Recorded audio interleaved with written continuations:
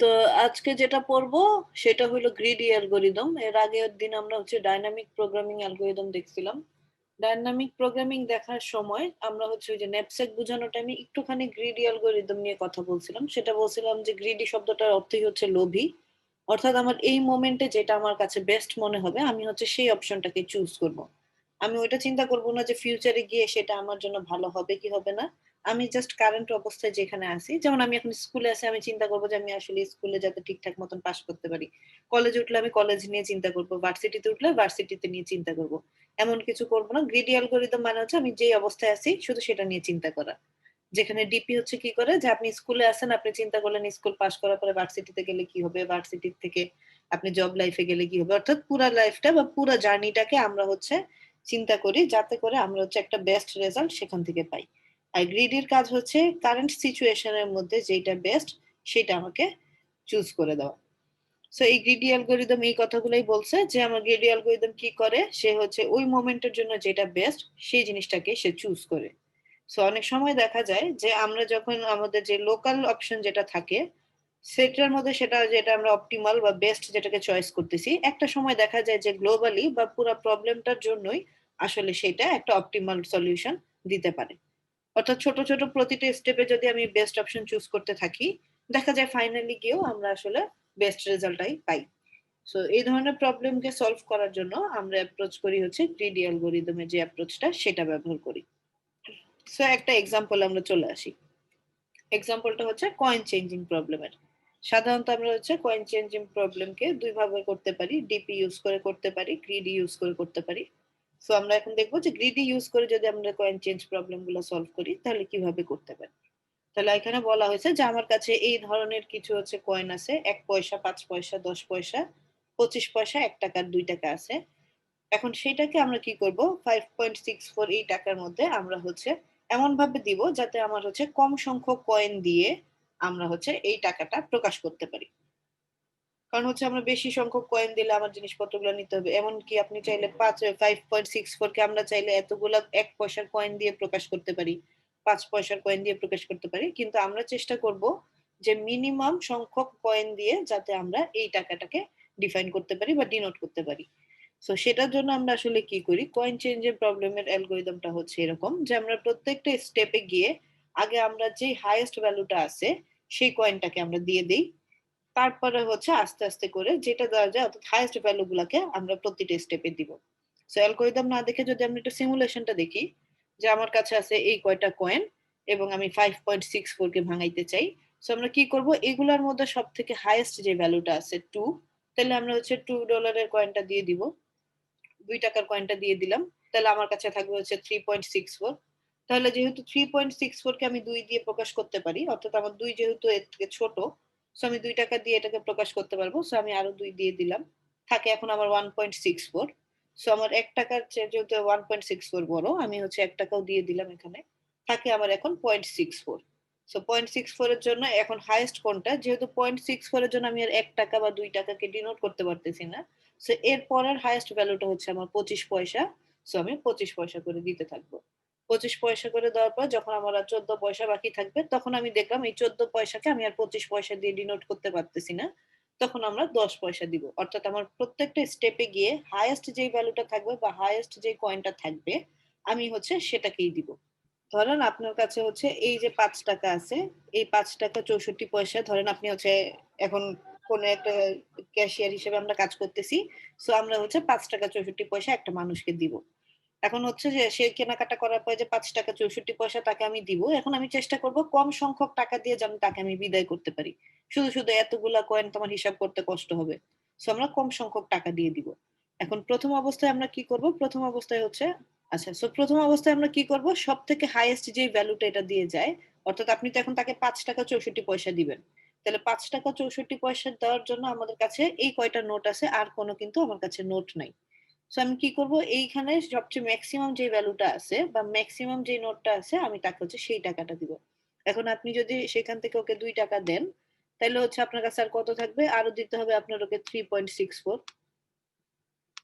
So এখন 3.64 যদি আমার ওকে দিতে হয়, তাহলে হচ্ছে কি করতে হবে, এখন হচ্ছে আমার 3.64 আরো ওকে দিতে হবে। সো আমি আবার দেখলাম যে সবগুলোর মধ্যে হাইয়েস্ট কোন ভ্যালুটা আমি দিতে পারি, হাইয়েস্ট দিতে পারি আমি হচ্ছে 2, সো আমি তাকে আবার 2 টাকা দিলাম। সো আমার কাছে আরো দিতে হবে তাকে কত, 1.64। ঠিক আছে, এখন হচ্ছে 1.64 টাকা দিতে হবে, তার মানে আমি তো তাকে আর 2 টাকা দিতে পারতেছি না এই অবস্থায় এসে, সো আমি আর এই অপশনটাকে নিতে পারবো না। এখন এই যে বাকি অপশনগুলো আছে আমার, এর মধ্যে হাইয়েস্ট ভ্যালু কোনটা, এর মধ্যে হাইয়েস্ট ভ্যালু হচ্ছে 1, সো আমি এখন কি করব, তাকে বাকি আরো 1 টাকা দিব। সো এই 1 টাকা দেওয়ার পরে এখন আমার কাছে আছে কত, 0.64। সো এখন আমি এই যে 64 পয়সা আছে, এখন আমার 64 পয়সা দিতে হবে। যেহেতু এখন 64 পয়সা দিতে গেলে আমি আর 1 টাকার নোট দিতে পারবো না, তাহলে আমি বেশি দিয়ে দিচ্ছি তাকে। সো আমরা এই অপশনটাকে আবার আর রাখবো না, তখন আমাদের চুজ করতে হবে এইখান থেকে যেটা সবচেয়ে বেশি আছে সেইটা। যেহেতু আমি প্রতিটা স্টেপে সবচেয়ে বেশি ভ্যালুটাকে নিচ্ছি, অর্থাৎ এই ধরনের প্রবলেমকে আমরা বলি হচ্ছে গ্রিডি প্রবলেম। কারণ হচ্ছে কি, আমরা হচ্ছে সবচেয়ে বেস্ট যেটা ছিল বা হাইয়েস্ট যে ভ্যালুটা ছিল সেটা দিয়ে আমি সলভ করার চেষ্টা করছি। সো এখন গ্রিডি প্রবলেম দিয়ে যদি আমরা এটা সলভ করতে চাই, তাহলে আমার এতগুলা কয়েন লাগতেছে। এখন সমস্যা হচ্ছে কোথায়, যদি আমরা এই প্রবলেমটা সলভ করতে চাই, যে আপনি হচ্ছে ধরেন 40 পয়সা দিবেন কাউকে, কিন্তু আপনার কাছে আছে হচ্ছে 30 পয়সা, 20 পয়সা, 5 পয়সা আর 1 পয়সা। এখন এই প্রবলেমটার ক্ষেত্রে প্রবলেম কি হচ্ছে, যে আমি যদি এখন গ্রিডি অ্যাপ্রোচ কি করে, সবচেয়ে বড় ভ্যালুটাকে আগে চুজ করে।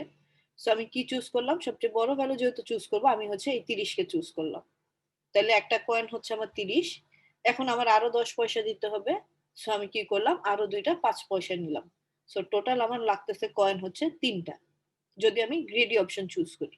কিন্তু আমরা যদি গ্রিডি অপশন চুজ না করে অন্য কোনো অপশন চুজ করতাম, বা এটার ক্ষেত্রে আমরা মিনিমাম সংখ্যক দিতে পারতাম কখন, যদি আমি দুইটা 20 পয়সার কয়েন দিতাম, তাহলে আমি দুইটা কয়েনেই কাজ শেষ করে ফেলতে পারতাম। কিন্তু আমরা গ্রিডি চুজ করার কারণে কি হচ্ছে, আমার 3টা কয়েন, একটা কয়েন এক্সট্রা তাকে দিতে হচ্ছে। সো এই ধরনের ক্ষেত্রে আমার গ্রিডি প্রবলেম কাজ করতে পারে না। সো গতদিন পড়ানোর সময় বা যেদিন ন্যাপসেক পড়াইছিলাম সেদিন বলছিলাম যে 01 ন্যাপসেকের ক্ষেত্রে আমরা হচ্ছে ডাইনামিক প্রোগ্রামিং অ্যাপ্রোচটা ইউজ করছিলাম।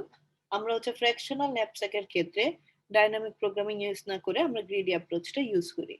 কেন? কারণ সে হচ্ছে তাড়াতাড়ি আমাদেরকে বেটার রেজাল্টটা দিতে পারে।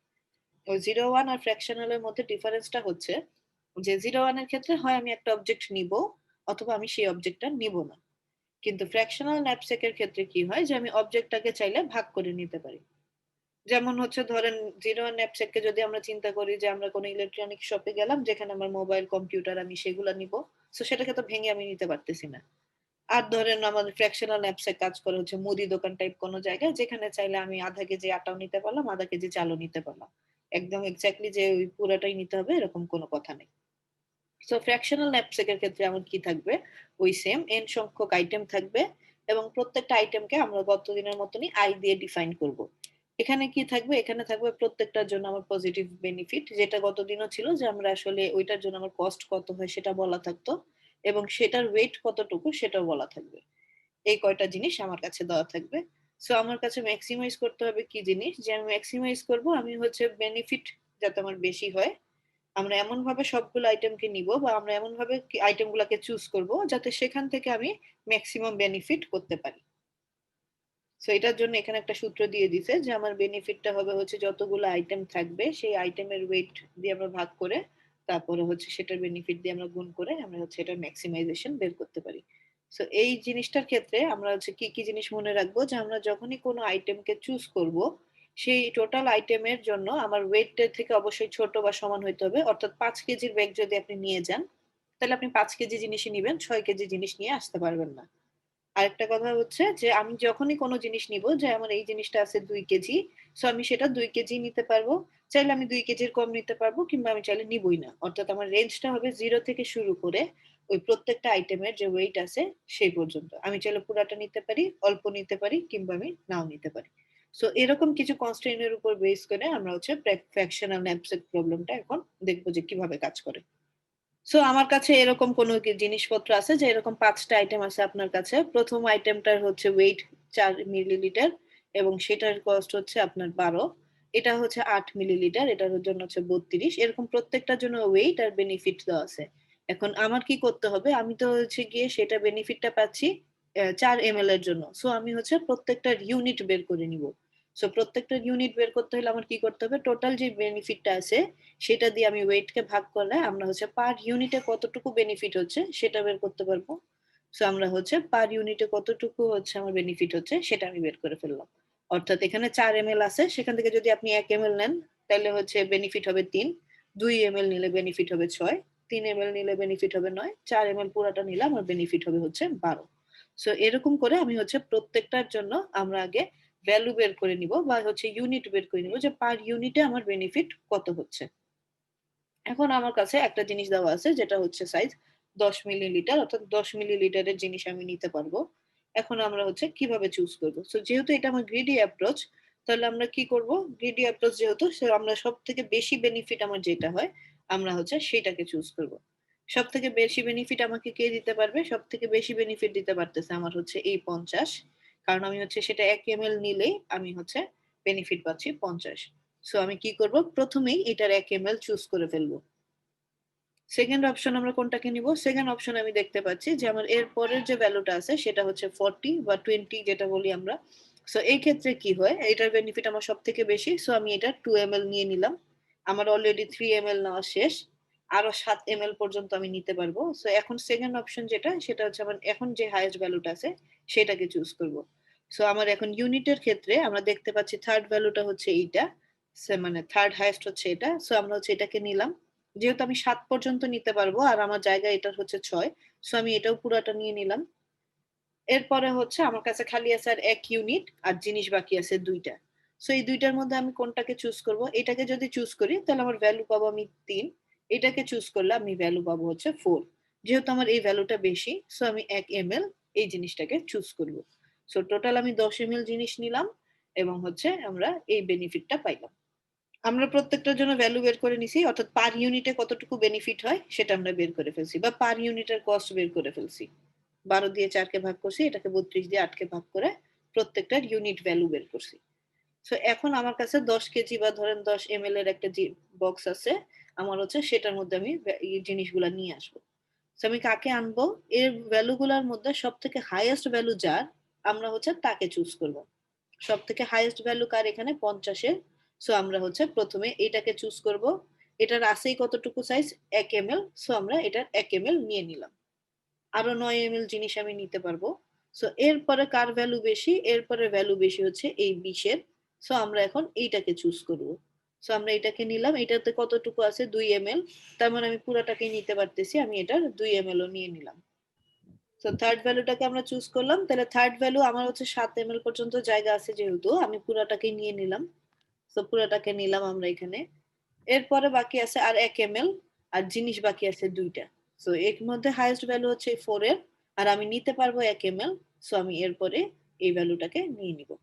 এখন ধরেন যদি আমার এটা ডিপি হইতো তাহলে কিন্তু আমি আর লাস্টের এই জিনিসটাকে চুজ করতে পারতাম না। কেন করতে পারতাম না? কারণ এটার সাইজ হচ্ছে 8 ml। আমরা এটাকে নিতেই পারতাম না, এটাকে আমার বাদ দিয়ে দিতে হইতো।